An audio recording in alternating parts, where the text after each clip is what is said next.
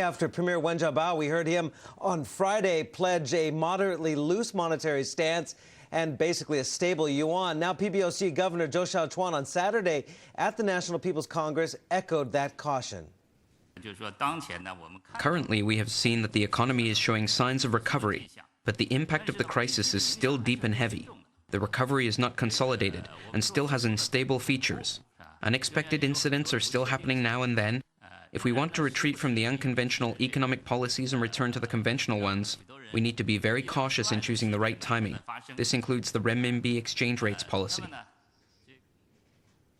Now, David Cohen of Action Economics in Singapore, among others, says Chinese policymakers are afraid of applying the brakes too drastically to an economy that surged 10.7% in the fourth quarter, fueled, of course, last year by tremendous liquidity from a record $1.4 trillion worth of new loans and, of course, government stimulus measures. Zhou's comments contrast a bit with some traders who are becoming more bullish on the yuan as they bet that export gains and inflation will overcome vows to maintain a dollar peg. But China's Commerce Minister, also speaking on Saturday, said it's too early to say that China's exports have recovered, adding that trading partners like the United States are wrong to say that the yuan is to blame for global imbalances.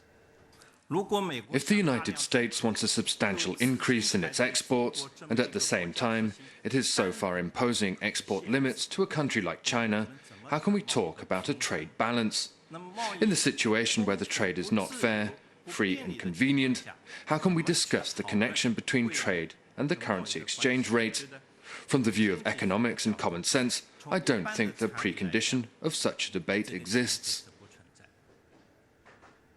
Now, China has kept the RMB at about 6.83 to the dollar since July of 2008 to help exporters weather the global slump.